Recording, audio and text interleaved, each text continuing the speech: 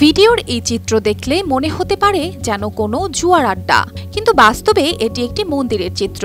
আর এই মন্দিরে দেবতাকে ভোগ হিসেবে খিচুড়ি বা মিষ্টান্ন নয়, বরং নিবেদন করা হয় মদ ও সিগারেট।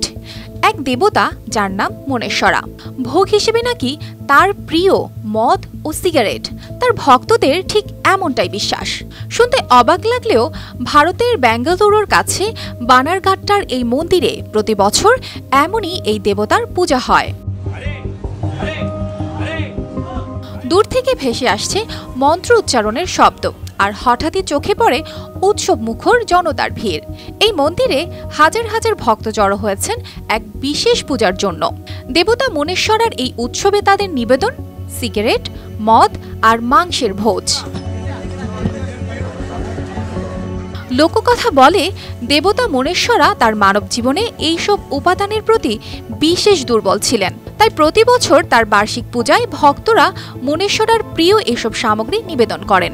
ভক্তদের মধ্যে কেউ কেউ সিগারেটের ধোঁয়া ছেড়ে, আবার কেউ মদের বোতল মন্দিরের সামনে রেখে তার প্রতি ভক্তি জানিয়ে থাকেন। এই উৎসবের মূল আকর্ষণ হল পশু বলির আয়োজন। প্রায় 20টি ভেড়া ও 100টি মুরগি উৎসর্গ করা হয়, যা পরে 5000-এরও বেশি ভক্তদের মধ্যে বিতরণ করা হয়। এই ভোজে শুধু ভক্তরাই নয়, যোগ দেন আশেপাশের গ্রামবাসীরাও। তারা মনে করেন এই রীতিগুলো পালন করলে দেবতা তাদের জীবনে সুখ ও সমৃদ্ধি আনবেন। স্থানীয়রা বলছেন, মনেশ্বরার এই পূজার আয়োজন শুধু আধ্যাত্মিকতার নয়, সামাজিক মিলনেরও প্রতীক। এখানে সবাই একসঙ্গে খায়, হাসে আর মিলেমিশে উৎসব পালন করে। তবে আধুনিক সমাজে এই ধরনের রীতিনীতিকে ঘিরে নানা বিতর্কও আছে। পশু বলি ও অ্যালকোহলকে দেবতার নিবেদন হিসেবে গ্রহণ করার বিষয়টি অনেকেই প্রশ্নবিদ্ধ করেন। তবুও ভক্তদের মতে এটি শুধুমাত্র ঐতিহ্যের অংশ, যা প্রজন্ম থেকে প্রজন্মে চলে আসছে। এই পূজায় মনেশ্বরার মূর্তি সেজে ওঠে বিভিন্ন ফুল, ফল আর মদের বোতল দিয়ে।